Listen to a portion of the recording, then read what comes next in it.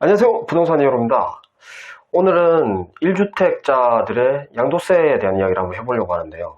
제가 왜 이 주제를 선택을 했냐면, 제가 운영하는 SNS를 평소에 제가 보다 보면 1주택자 분들 중에서 2년을 보유한 분들 중에 당연히 양도세가 이제 비과세 될 것으로 예상하고 있다가, 나중에 이제 시간이 한참 지난 후에 내가 내지 않은 양도세가 부과되면 물론 가산세까지 부과되는 진짜 어처구니 없는 일이 벌어지곤 합니다. 그래, 이런 문제를 해결하고자 저한테 이제 질문을 많이 주시는 것을 보고 제가 한번 1주택자 분들의 이제 양도세에 대해서 이제 정리를 한번 필요가 있을 것 같다라는 생각에서 본 영상을 제작하게 되었습니다. 근데 사실 양도세에서만 이런 문제가 왜 발생하냐면, 사실 우리 이제 집을 보유해 보신 분들은, 이제 재산을 보유해 보신 분들은 잘 알겠지만, 사실 재산세나 어제 종부세 같은 경우에는 매년 정해진 날짜에 이제 고지서가 집으로 배달이 됩니다. 그럼 고지서를 보면 당신 재산이 얼마니, 이 재산에 근거한 세금이 얼마고, 이 세금을 언제까지 어떻게 납부를 해라 라고 친절하게 이렇게 안내가 됩니다. 그러니까 사실 좀 누락이 될 일이 없죠. 근데 양도세 같은 경우에는 이런 그 고지서가 부과가 되는 그런 세금이 아닙니다. 그러다 보니까 내가 양도하는 시점에 내가 정확하게 누군가의 도움을 받아서 계산을 해서 이제 정해진 날짜 안에 그 양도세를 납부를 하는 것이 이제 현재 우리나라 세법의 이제 프로세서인데요.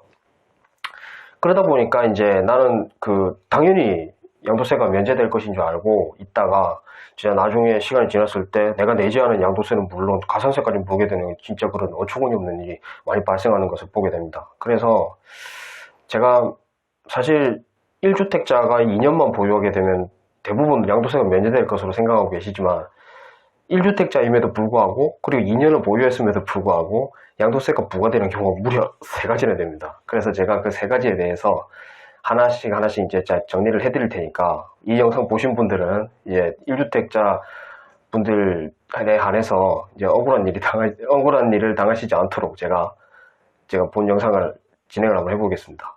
첫 번째 경우는, 내가 엄연히 1주택자고 2년간 보유한 것은 명백하지만 내가 전혀 생각하지 못했던 세대원이 소유하고 있던 집 때문에 내가 2주택자가 되는 경우나, 아니면 이 사람이 정작 내 세대원이 되는지도 모르고 있다가 이 사람이 보유하고 있던 집 때문에 졸지에 내가 2주택자가 돼서 양도세가 부과되는 경우가 되겠습니다. 근데 이런 경우는 사실 제가 하나의 예를 들어서 설명드리기에 좀 애매할 정도로 다양한 사례들이 존재하고 실제로도 그렇기 때문에, 이 영상 보시고 스스로가 나는 1주택자라고 생각하는데 다른 세대원 때문에 2주택자가 될지도 모른다라는 혹시 일말의 의심이라도 있으시면 이 밑에 댓글을 통해서 그 직접 사례를 남겨주시면 제가 그 사례를 보고 제가 맞춤형 답변을 드릴 수 있도록 하겠습니다. 이 항목에 대해서는 그렇게 진행하는 것이 가장 현실적일 것 같다는 생각에서 제가 그런 식으로 한번 부탁을 드리겠습니다.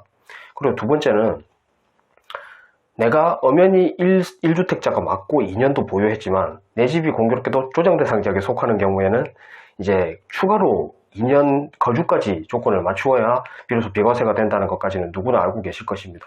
근데 조금 더 알고 계시면 이제 좀 더 탄력적으로 대응할 수 있으신데요. 만약에 내가 보유하고 있는 집이 엄연히 1주택이고 조정대상 지역에는 속하지만 만약에 2017년 8월 이전에 매입을 하셨거나, 아니면 지금까지 쭉 조정대상 지역에 속해 오다가 내가 양도하는 시점 이전에 조정지역에서 해제가 되었다면 그 집은 2년 거주 조건까지 충족하지 않아도 1주택자 양도소득세 면제에 해당되기 때문에 그런 경우는 좀 편하게 생각하셔도 될 것 같습니다. 그리고 마지막 세 번째는, 매매 금액이 9억 원을 초과하는 고가주택에 해당되는 경우인데요. 이런 경우는 내가 엄연히 1주택자이고 2년간 보유를 했지만 매매 대금 자체가 9억 원을 초과하는 고가주택이기 때문에 이제 양도세가 부과되는 경우라고 볼 수 있습니다. 근데 이 경우에 대해서는 많은 분들이 잘 알고 계시더라고요. 보통 그 9억 원까지는 양도세가 면제가 되는 것이 맞고요. 나머지 초과하는 금액에 대해서는 양도세가 부과가 됩니다. 그렇다면 예를 들어서 내가 보유하고 있던 아파트가 10억 원에 거래가 됐습니다. 그러면은 9억 원까지는 양도세가 당연히 면제가 되고요. 1억 원에 대해서는 내가 지금까지 보유했던 기간을 고려를 해서 1년이다, 2년이다, 3년이다 이걸 감안을 해서 1억에 대해서만 양도세가 부과가 됩니다. 제가 지금까지 1주택자도 양도세가 부과되는 경우를 3가지를 말씀을 드렸는데요. 제가 처음에 이제 첫 사례에 대해서 이제 그 궁금한 점은 제가 질문을 남기라고 말씀을 드렸지만 만약 나머지 경우에 대해서도 궁금한 점이 있으시면 언제든지 거리낌 없이 질문을 남겨주시면 제가 언제든 편하게 답변을 드릴 수 있도록 하겠습니다. 감사합니다.